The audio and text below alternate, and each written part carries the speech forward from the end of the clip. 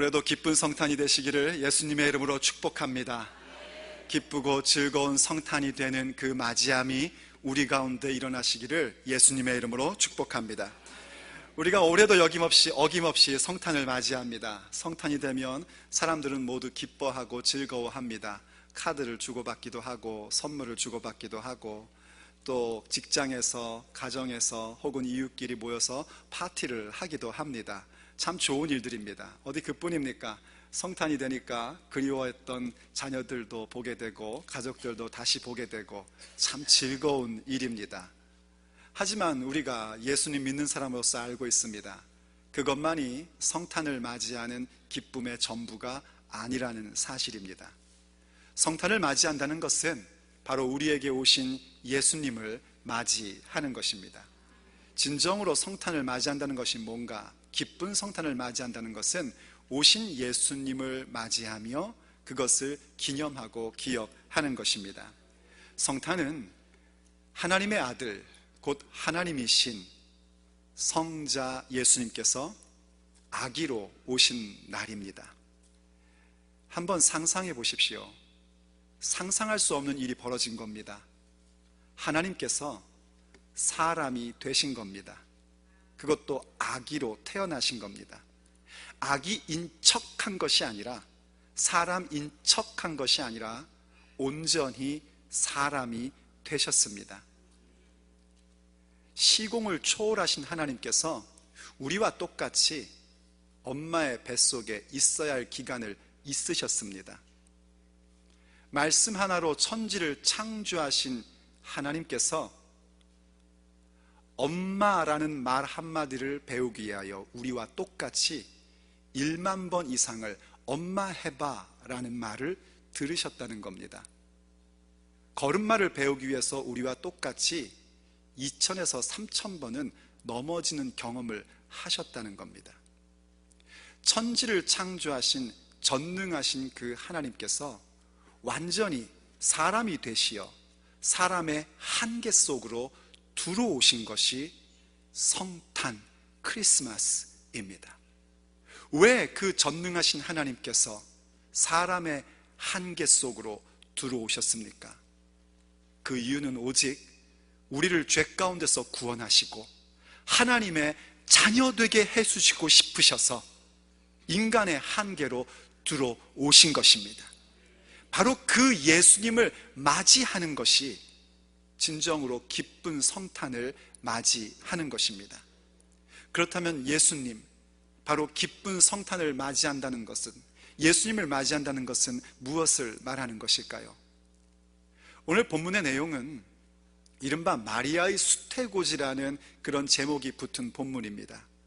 동정녀 마리아에게 천사 가브리엘이 와서 바로 육신이 되신 예수님을 임신하게 될 것을 알려주는 바로 그 내용에 대한 얘기입니다.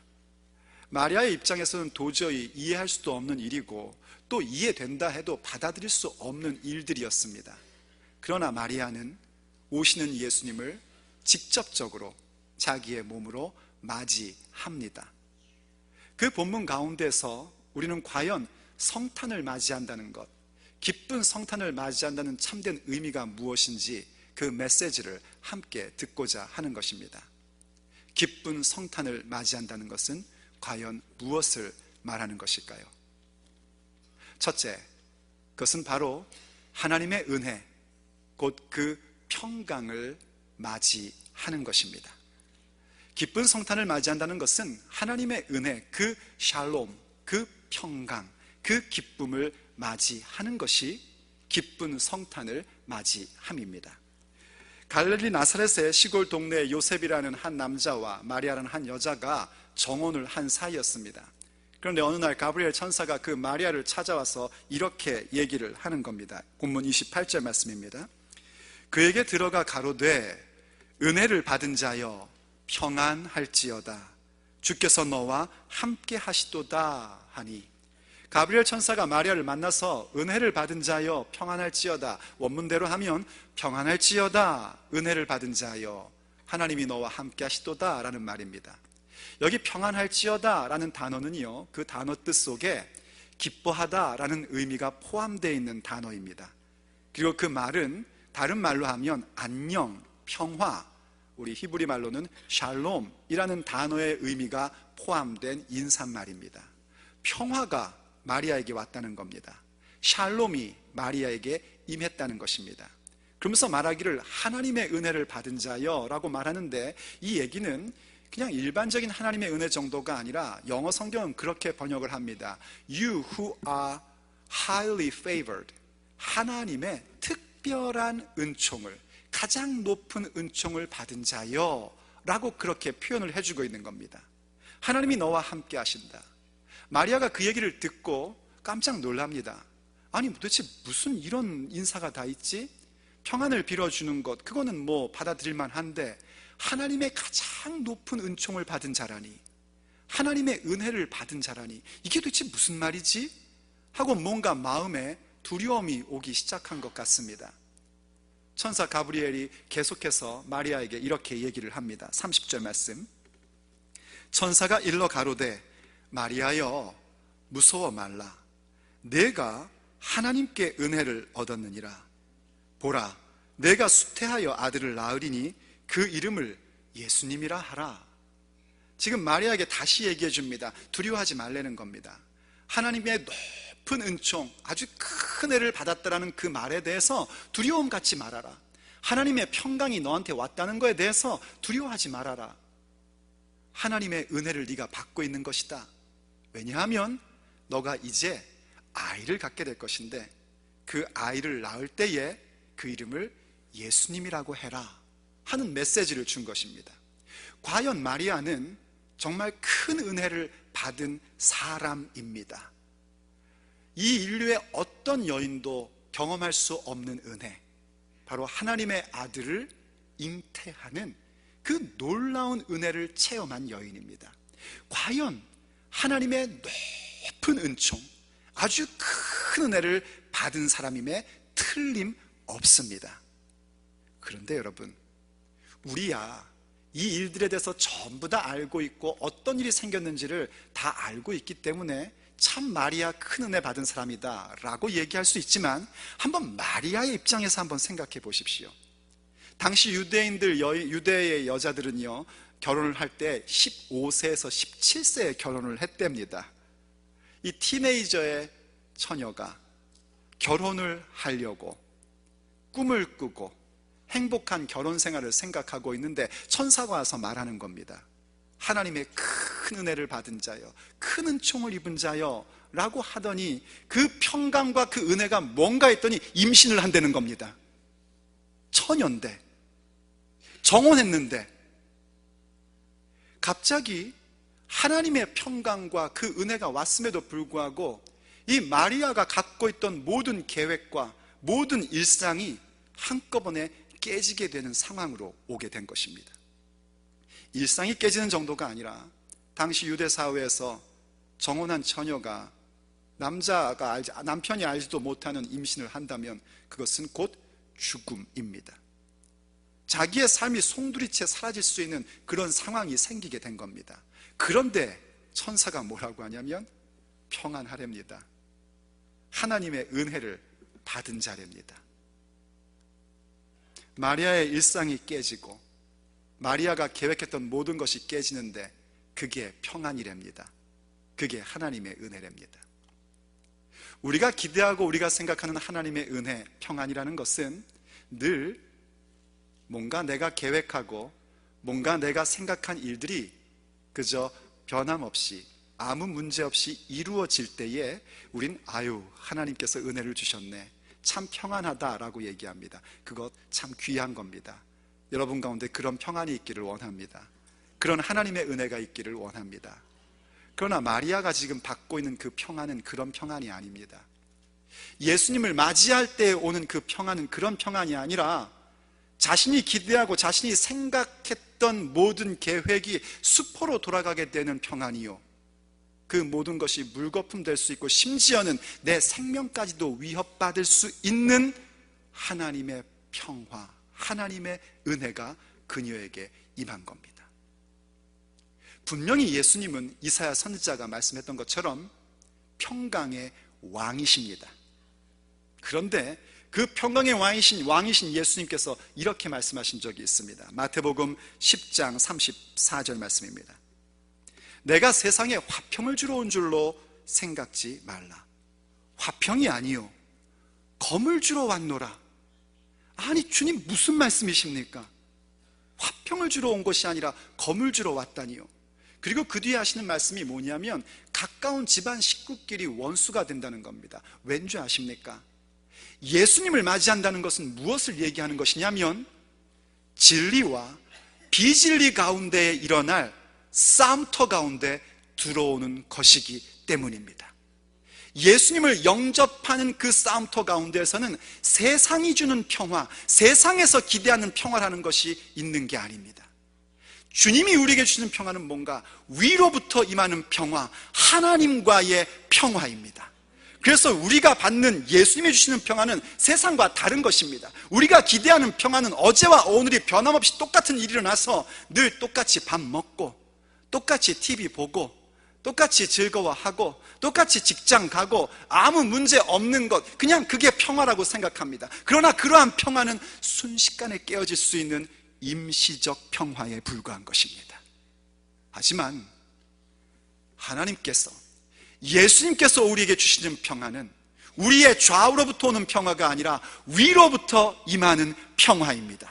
그 평화는 우리의 삶에 어떤 일들이 일어나든지 그 누구도 빼앗아갈 수 없는 영원한 평강인 것입니다.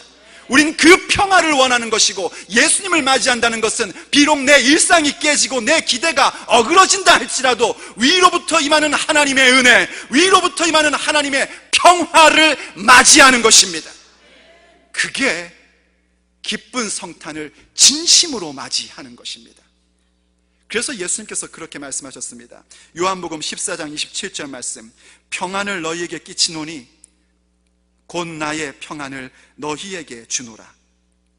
내가 너희에게 주는 것은 세상이 주는 것 같지 아니하리니 너희는 마음에 근심도 말고 두려워하지도 말라. 때로 우리가 기대했던 평화가 깨지는 것에 대해서 우리는 근심할 수 있습니다. 두려워할 수 있습니다. 그러나 주님의 말씀을 빗대어 여러분들에게 말씀합니다. 두려워하지 마십시오. 근심하지 마십시오. 임시적인 평화가 깨지는 것은 괜찮습니다. 우리에게 주어지는 영원한 평화가 중요한 것입니다. 우리 주 예수님을 맞이하여 드리고 우리 가운데 있는 모든 비진리를 쫓아내버리고 오직 주님만을 따르고자 하는, 진리만을 따르고자 하는 그 평강이 우리에게 임하는 것, 그것이 참된 평강이요, 우린 그것을 간직한 사람이 되는 것입니다. 그러므로 두려워하지 마십시오. 그러므로 놀라지 마십시오. 오직 위로부터 임한 평강을 맞이하십시오. 그것이 바로 기쁜 성탄을 맞이하는 참된 새 생명의 사람들의 모습인 것입니다. 둘째로, 기쁜 성탄을 맞이한다는 것은 바로 예수님의 왕권을 맞이하는 것입니다. 우리에게 임한 하나님의 은혜, 그 특별한 은총, 우리에게 임하고 있는 하나님의 평강, 위로부터만 임하는 그 평강을 받아들인다는 것은 구체적으로 예수님이 내 인생의 왕되심을 맞이하는 것입니다. 오직 예수님만이 왕되심을 인정하는 것입니다.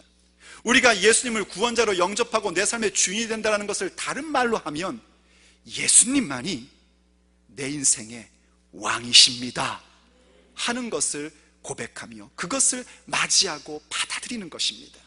그것이 참된 기쁜 성탄을 맞이함입니다. 오늘 본문 32절과 33절을 보십시오. 저가 큰 자가 되고 지극히 높으신 이의 아들이라 일컬을 것이요 주 하나님께서 그 조상 다윗의 위를 저에게 주시리니 영원히 야곱의 집에 왕노릇 하실 것이며 그 나라가 무궁하리라. 지금 보시면 다윗의 위, 야곱의 집에 왕노릇, 그 나라 무궁하다, 잘못 오해하면 무슨 유대 나라만 얘기하는 것인가 생각할 수도 있는데 그 얘기가 아닙니다. 예수님은 바로 모든 인류의 왕이시다 하는 것을 지금 선포해 주고 있는 겁니다. 마리아가 예수님을 맞이할 때에, 그 평강을 맞이할 때에, 하나님의 은혜를 맞이할 때에 선포된 이야기가 예수님이 바로 왕이시라는 겁니다.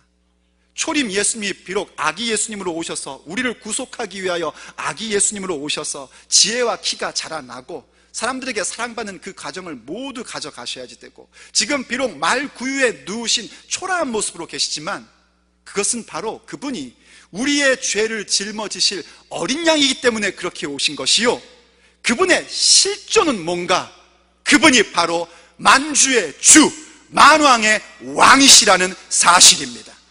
그래서 요한계시록 14장은 우리에게 이렇게 얘기해 줍니다. 요한계시록 17장 14절이 이렇게 우리에게 말씀해 줍니다. 저희가 어린 양으로 더불어 싸우려니와 어린 양은 만주의 주시요 만왕의 왕이심으로 저희를 이기실 터이요 또 그와 함께 있는 자들 곧 부르심을 입고 빼내심을 얻고 진실한 자들은 이기리로다. 항상 세상은 예수님의 왕되심을 대적하며 삽니다. 예수님의 왕되심을 거부하며 사는 게 이 세상입니다. 그래서 세상은 언제나 어린 양이신 예수님을 대적하고 싸우려고 합니다. 그러나 그 어린 양은 만주의 주시며 만왕의 왕이십니다. 마침내 이 세상을 이기시는 분이시며 승리하신 하나님이십니다. 그리고 거기에는 그와 함께하는 자들이 있습니다. 바로 저와 여러분들이 그와 함께하는 자들 되기를 원합니다. 그와 함께한 자들은 누군가? 곧 부르심을 입은 자들이요 빼내심을 얻은 자들입니다. 하나님께 부르심을 입고 빼내심을 입었다는 것은 선택받았다는 것입니다. 하나님께서 우리를 불러주시고 선택하셔서 오직 예수님만을 우리의 왕으로 섬길 수 있는 아버지의 자녀로 만들어 주셨습니다. 그리고 그들은 누군가? 그들은 진실한 자들입니다. 하나님께 택함받고 하나님께 선택받고 하나님께서 불러주신 자들은 바로 하나님 앞에 진실된 삶을 사는 자들, 곧 예수님만이 왕되심을 고백하며 인정하며 사는 사람들입니다. 예수님의 왕되심을 맞이하십시오. 여러분의 인생의 왕이 누구십니까? 여러분의 가정의 왕이 누구십니까? 이 교회의 왕이 누구십니까? 오직 우리 주 예수님 뿐이십니다. 인정하시면 크게 아멘하십시오.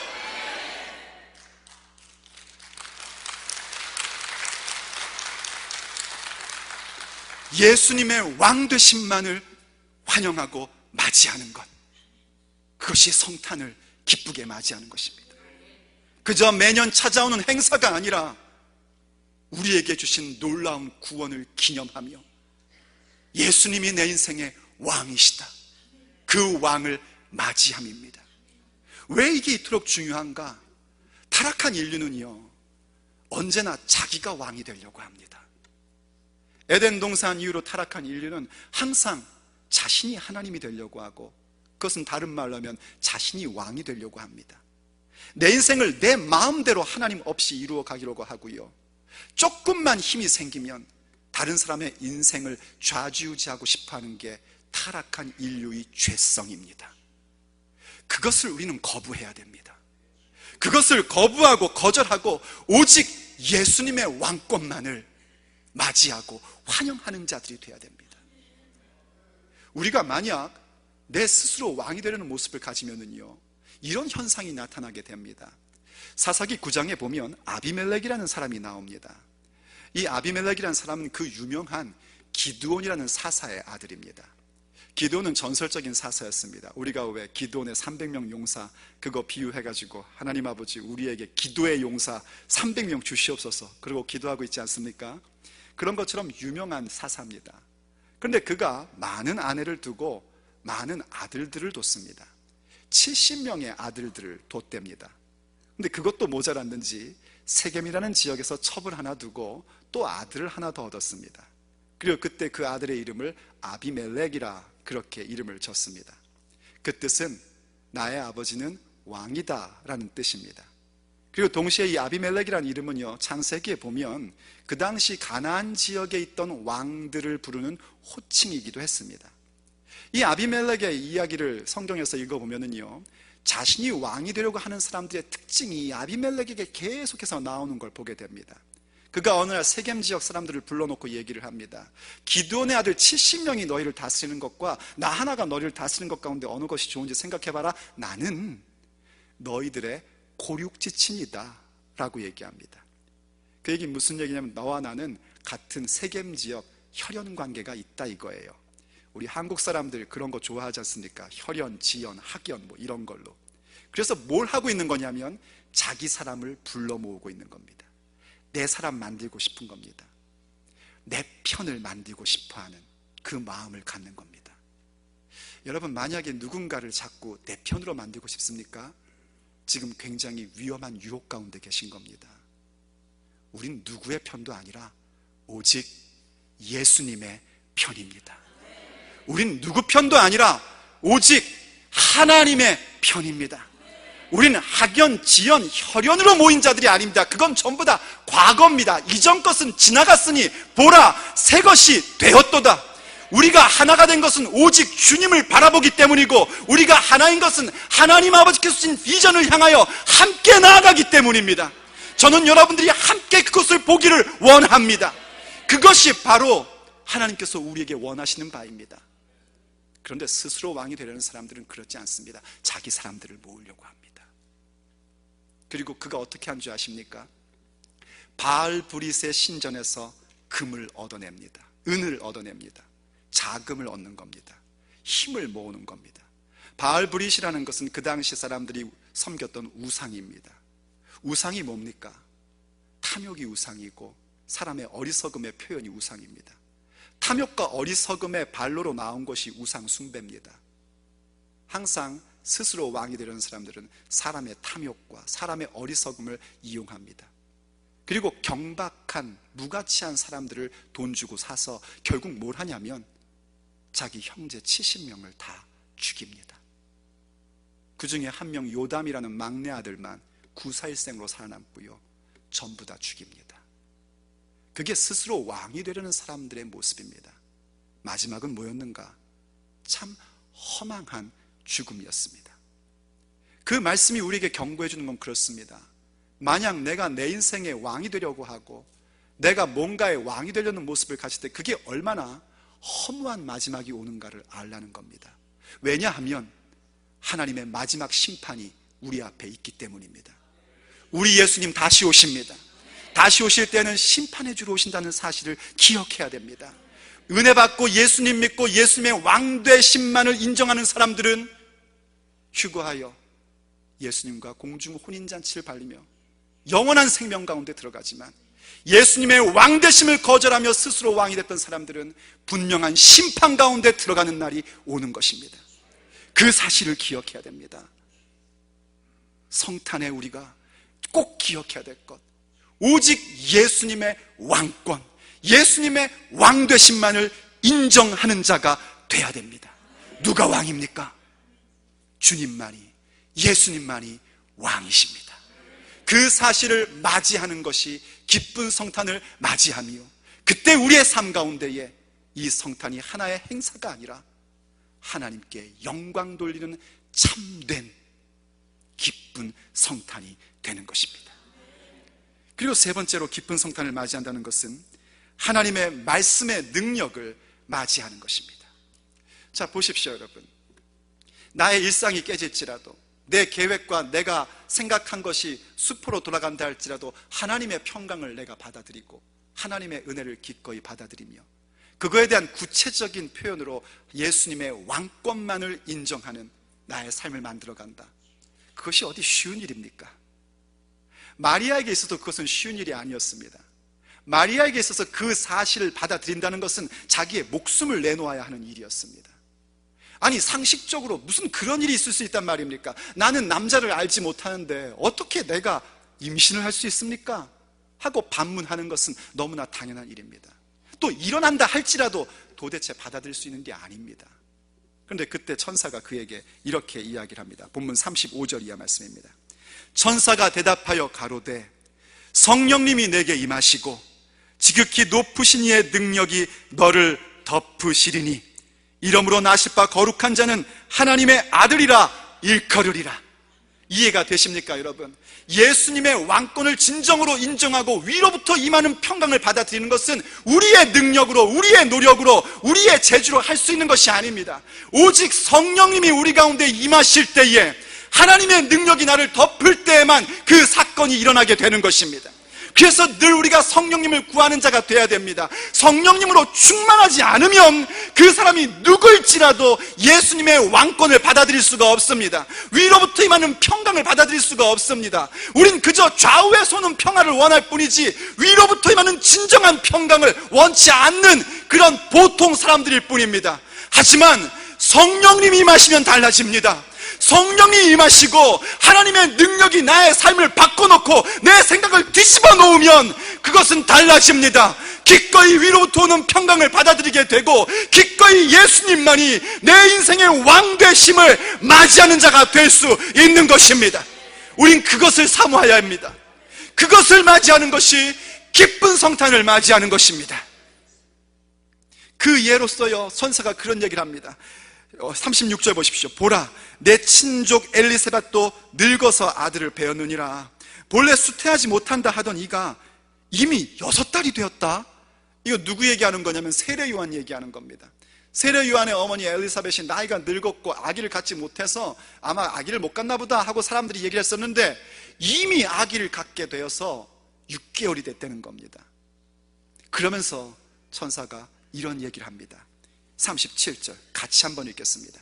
시작. 대저 하나님의 모든 말씀은 능치 못하심이 없느니라. 믿어지면 아멘 하십시오. 하나님의 모든 말씀은 능치 못하심이 없느니라.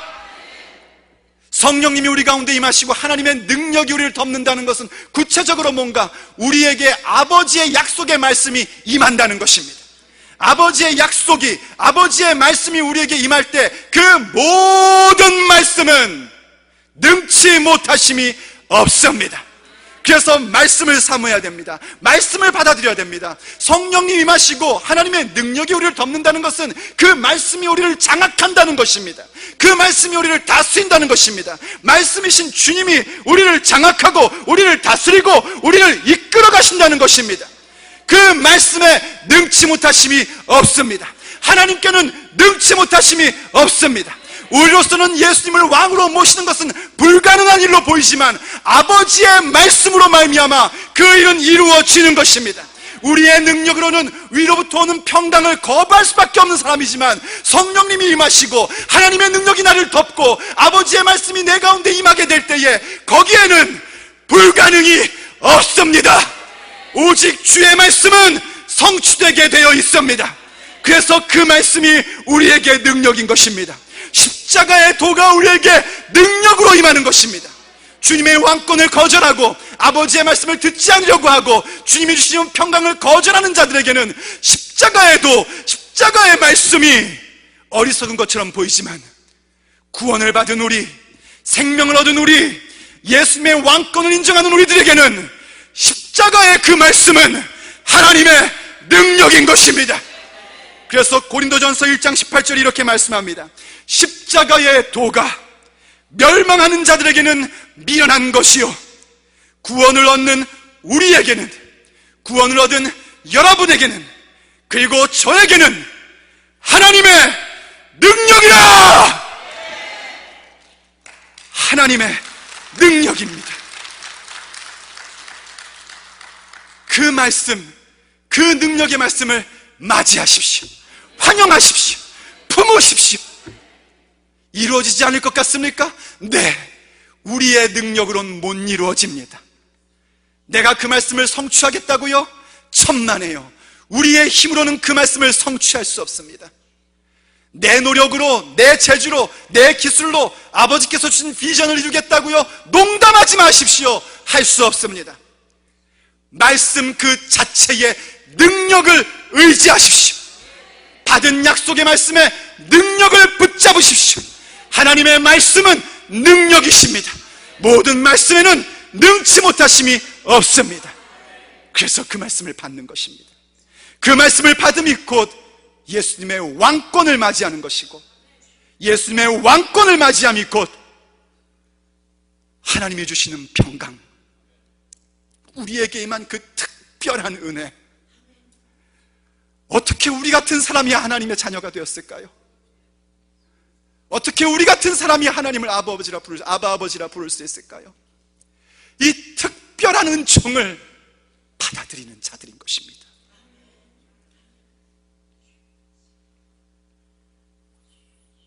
마리아가 결론적으로 이렇게 고백을 합니다. 38절 말씀입니다. 마리아가 가로되 주의 계집종이오니 말씀대로 내게 이루어지이다. 우리의 고백이기를 원합니다. 주의 종입니다. 말씀대로 이루어지기를 원합니다. 하나님의 평강을 맞이하는 것, 예수님의 왕권만을 맞이하는 것, 하나님 말씀의 능력을 맞이한다는 것은 결론적으로 이 고백 드리는 것입니다. 아버지, 우리는 아버지의 종들입니다. 내 생각, 내 계획, 내 형편, 내 사정의 이루어짐이 아니라 오직 아버지의 말씀하신 대로 이루어지이다. 그 고백을 올려드리게 될 때에 우리의 성탄은 그저 또 한 번 찾아오는 영중 행사가 아니라 진정한 기쁜 성탄, 우리 주님의 왕권을 인정하며 그 말씀의 능력을 맞이하고 하나님 주시는 그 위로부터 임한 평강을 간직하는 그 기쁜 성탄이 되는 것입니다. 기도하시겠습니다. 아버지 하나님, 우리에게 그 놀라운 성탄을 주셔서 감사드립니다.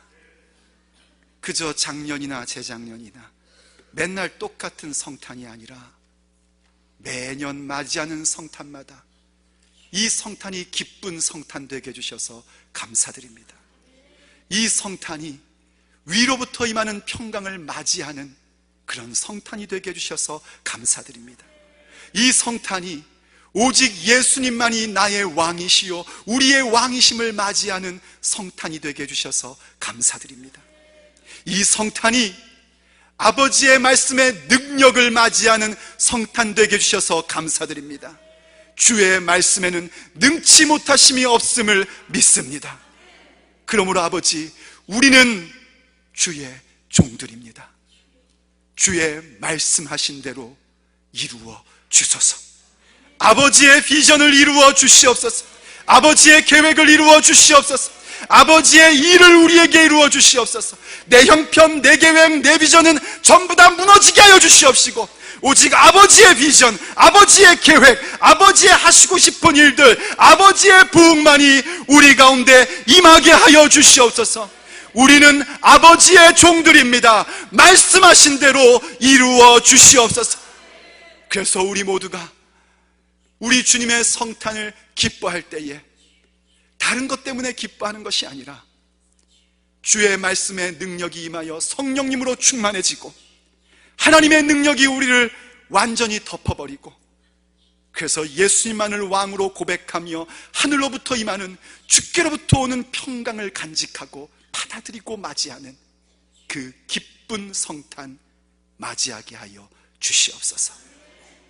우리 주 예수 그리스도의 이름으로 간절히 기도 올립니다. 아멘.